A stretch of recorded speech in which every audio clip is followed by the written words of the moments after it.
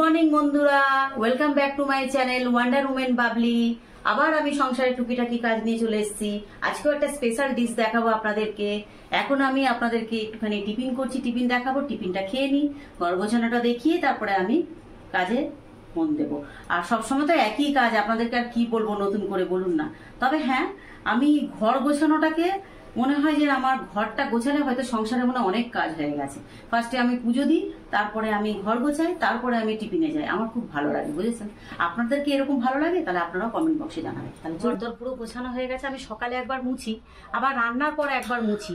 কারণ মোছার কারণ হচ্ছে আমি যে রান্না করে বারে বারে রান্নাঘর থেকে যে ঘরে আসছি, আমার মনে হয় যে হয়তো আমার সাথে সাথে মনে এঁঠোগুলো এর পেছনে ঘুরছে, তার জন্য আমাকে আবার মুছতে হয়। তো সব দেখালে তো ভিডিও বড় হয়ে যাবে। আর জামা কাপড় দেখুন কাঁচা হয়ে গেছে। এই যে জামা কাপড় কাঁচা হয়ে গেছে, এবার আমি মেলবো। এই যে বন্ধুরা, পরোটাটা দিয়ে দিয়েছি, কিন্তু তলায় দেখুন বন্ধ। একদিন করে ভিডিও স্টপ হয়ে যাচ্ছে কিছু কাজের জন্য, কিছু মনে করবেন না। আমি চেষ্টা করি রেগুলার দিতে। আর সব থেকে বড় কথা কি বলুন তো, অনেকে যদি, আমি জানি না কে কতজন দেখছে, তবে আমি মনে করি যে একটু বেশি যদি 100-200 যদি ভিউ হয় প্রথম তাহলে একটু উৎসাহ জাগে বা দেখতে ইচ্ছে করে। কিন্তু আমার তো মনে হয় আপনাদের আমাকে ভালোই লাগে না, কেন জানি না। আপনারা 20 জন 30 জন করে দেখছেন আমাকে। ভালো না লাগলেও গালাগালি দিলেও আপনারা কমেন্ট বক্সে দিতে পারেন, কোনো অসুবিধা নেই আমার। এটা যে কালকে সকালবেলায় করেছিলাম আমি, সেটা আমার জন্য দেখতেই পাচ্ছেন একটু প্রসাদ হিসেবে রাখা আছে। আমি আপনাদের আগেও বলেছি যে কোনো জিনিস আমার নষ্ট করতে একদম ভালো লাগে না, তাই এটা আমি গরম করেছি আমি খাবো বলে। আর এটা করছি একটু আলু ভাজবো, সেটা হচ্ছে আপনার দাদার জন্য। দেখুন বন্ধুরা, এটা আমার খাওয়া একটা গজা সোয়াবিনের তরকারি।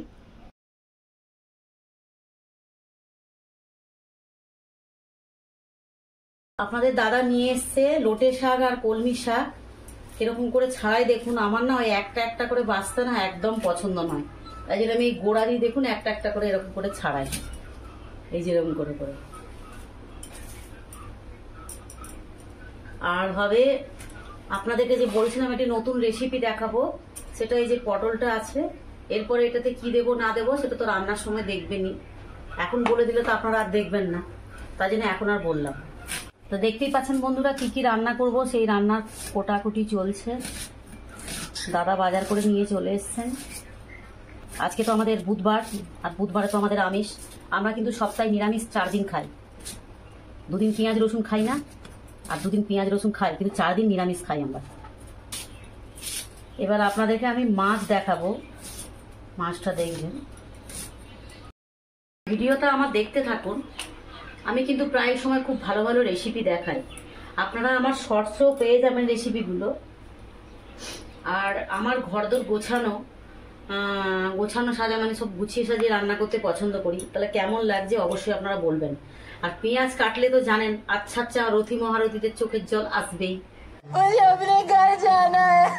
বুঝতেই পাচ্ছেন, তাই আমারও চোখের জল চলে এসছে।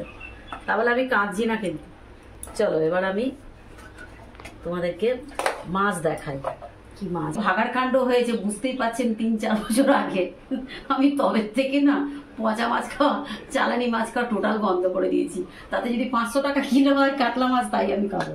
তা বুঝতেই পাচ্ছেন, এই যে আমার কাতলা মাছ, আর এই যে দেখতেই পাচ্ছেন তেল, আর এই যে চিংড়ি মাছ। এটা দিয়ে একটা স্পেশাল কিছু হবে। চিংড়ি মাছ শুধু, কিন্তু মাছটা চিংড়ি হতে পারে, ডিশটা পটল হতে পারে, কিন্তু রান্নাটা কিন্তু একদম লেটেস্ট হবে। তাহলে দেখতে থাকুন, স্কিপ করবেন না, স্কিপ করলে কিন্তু দেখতে পাবেন। তেল গরম হয়ে গেছে, এই যে আমি রসুন ফোড়ন দিয়ে দিলাম।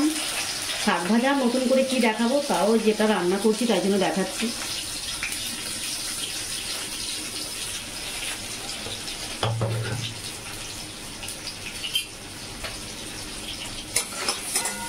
একটু হালকা হালকা ব্রাউন কালার, যখন শাক ভাজবেন ব্রাউন কালার করবেন, একদম পুড়িয়ে দেবেন না বা একদম কাঁচা রাখবেন না, তাহলে কিন্তু টেস্টটা পাবেন না।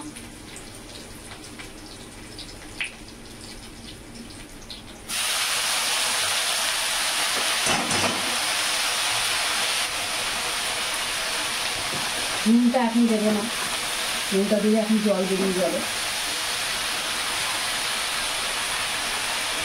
ঢাকনা দেওয়া এই কারণে দিলাম, তাহলে বাষ্পটা যত থাকবে তাহলে দেখবেন যে কালো জল ভর্তি হয়ে যাবে। তাই জন্য ঝাঁঝরি থালা দিলে কি তাড়াতাড়ি শুকিয়ে যাবে। আর এদিকে তেল গরম হয়ে গেছে, আমি আবার গ্যাস বন্ধ করে দিয়েছিলাম, আবার ধরালাম। যেই নতুন রান্নাটা আপনাদের দেখাবো, আপনারা পটলের খোলা বাটা খেয়েছেন, সবাই বলতে গেলে কম বেশি খেয়েছেন। আমি কিন্তু শুদ্ধ একদম পটল খোলা সমেত পটল কেটে বাটা দেখাবো। প্রথমে রসুন ফোড়ন দিয়ে দিলাম, এই লঙ্কা ফোড়ন, প্রথমে লঙ্কা ফোড়ন দিলাম। তারপরে দেখতেই পাচ্ছেন পেঁয়াজ, আর রসুন আছে, এর মধ্যে দিয়ে দেবো।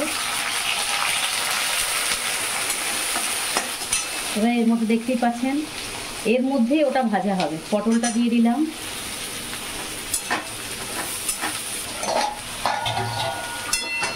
এই যে দেখুন শাক ভাজা কিন্তু জল বেরোয়নি। আপনি যদি নুন দিয়ে যদি কোনো প্লেন ঢাকনা ঢাকা দিতেন তাহলে কিন্তু জল ভর্তি হয়ে যেত। এবার আমি নুন দেবো শাক ভাজায়, পটল ভাজা একটু নুন দেবো, একটু সামান্য হলুদ গুঁড়ো দেবো। লাল করে ভাজা হয়ে যাবে, তারপরে আমি চিংড়ি মাছটা দেব। এই যে আমি চিংড়িগুলো দিয়ে দিলাম।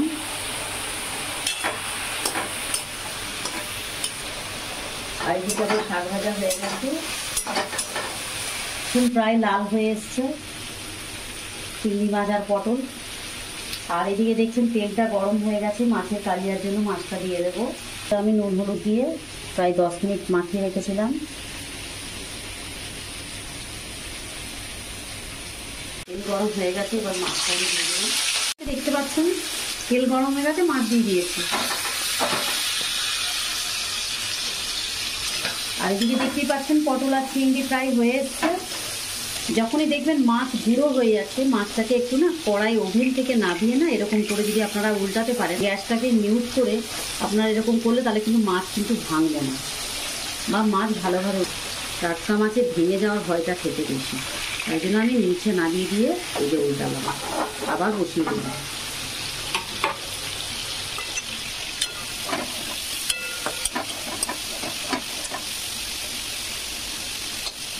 পাচ্ছেন চিংড়ি মাছগুলো লাল লাল হয়ে গেছে। এবার এটাকে আমি গ্রাইন্ডারে গ্রাইন্ড করে আবার আসছি।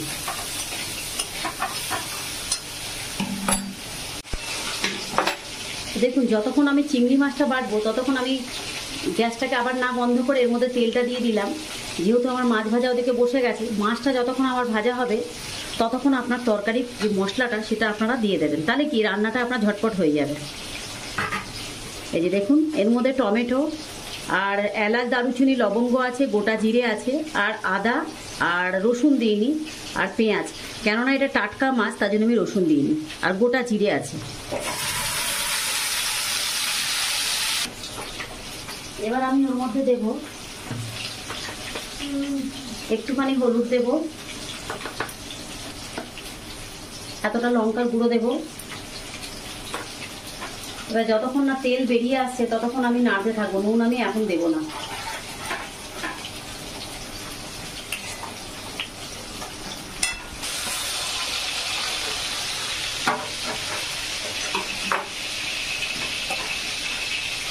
আপনারা যখন এই রান্নাগুলো টিপস আপনারা দেখে নিন, যখন দেখবেন একই মশলা দিয়ে দুটো তিনটে তরকারি হচ্ছে, তাহলে আপনারা একটু বেশি করে তেল মশলা দিয়ে একটা কড়াইতে আপনারা ভেজে নেবেন, মশলাটা কষিয়ে নেবেন, দিয়ে আপনারা দুটো তিনটে তরকারির জন্য আপনারা দিতে পারেন, তাহলে কি আপনার তাড়াতাড়ি হয়ে যাবে রান্নাটা। আমার মাছ ভাজাটা প্রায় এইদিকে হয়ে এসছে, আর আপনাকে গ্যাসটা নাড়াতে হবে না, কড়াইটা না নামিয়েও এবার হয়ে যাবে। দু পিঠ যেহেতু হয়ে গেছে তাই জন্য উঠে যাবে সোজাভাবে। বেশি কড়া করলে মাছে কিন্তু টেস্টটা থাকে না, তাই এরকমভাবেই ভাজবেন। একদম পুরো বেশি কড়া করলে কি খড় খড় লাগে খেতে। তেল দেখছেন গরম হয়ে গেছেন, এরপর আমি দেবো শুকনো লঙ্কা ফোড়ন। শুকনো লঙ্কা ফোড়ন দেওয়া হয়ে গেল, এবার আমি দেবো সামান্য একটু হলুদ,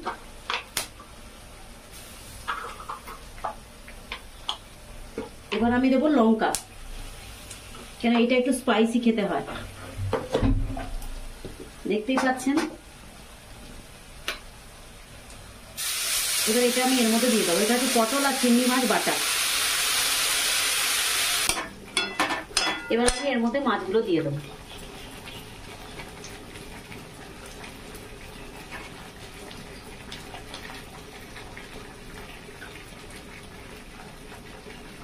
আর আমি তো ছোট মেয়ে, তাই জন্য একটা ছোট বাটা মাছ নিয়ে এসেছি।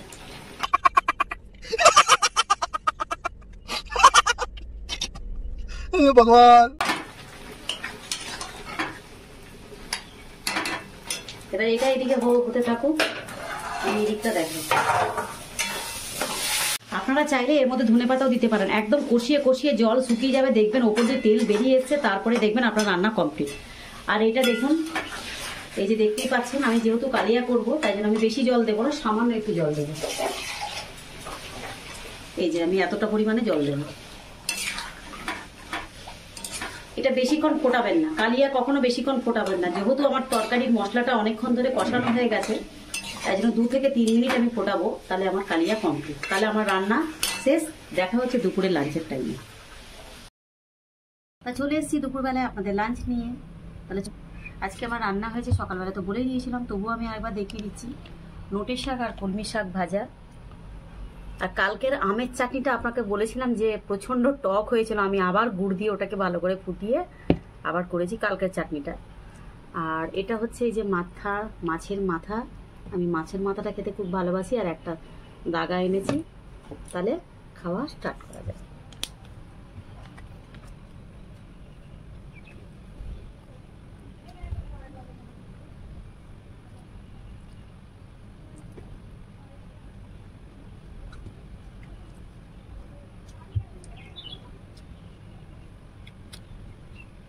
আমার তো শাক ভাজা ভীষণ প্রিয়, আপনাদের কেমন লাগে আমি জানি না, আমার শাক ভাজা খুব প্রিয়। ভাতটা হয়তো ভাববেন যে আগের তুলনায় ভাতটা একটু কম নিয়েছে। অন্যান্য ফুড ব্লগারদের মতন নয়, চ্যালেঞ্জ করে বসে।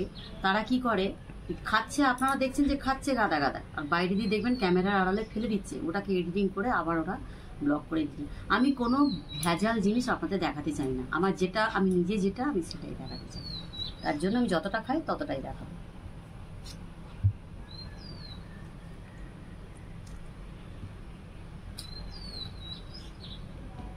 তবে হ্যাঁ, খারাপ হোক ভালো হোক যাই হোক না কেন, আমি যদি খারাপও হই, আপনি আমাকে অবশ্যই কমেন্ট করে জানাবেন। তবুও তো ভাববো। নাম হচ্ছে সেই যে বললাম যে পটল ছাল দিয়ে, আপনি পটলের খোসা দিয়ে খোসা বাটা খেয়েছেন, আর এটা সম্পূর্ণ পটলের খোসা সমেত, পুরো পটল সমেত খোসা সমেত কেটে চিংড়ি মাছ দিয়ে, যেটা আমি ভেজেছিলাম, ভেজে বাটা করেছি, সেটা আমি এখন খেয়ে দেখাচ্ছি কেমন হয়েছে। লঙ্কাটা আমি খাই না, ভয় লাগে আমার, পেট জ্বালা করে। কোনো কথা হবে না, শুধু খেয়ে দেখবেন। বোমা বোমা।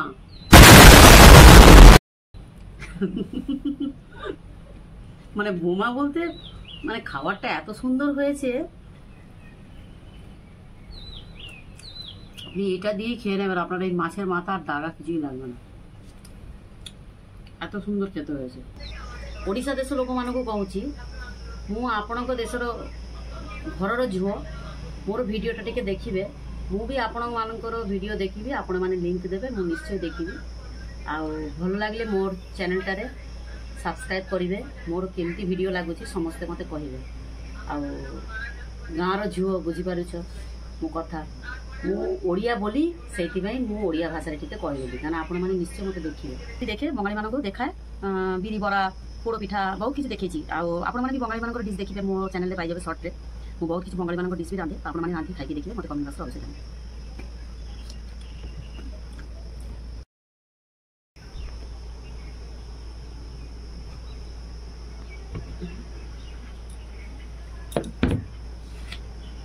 সেই চাটনি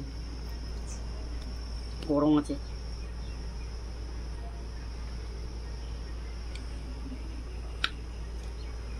কালকে চিনি দেওয়াটা খুব কম হয়েছিল, আজকে বেশি দিয়েছি।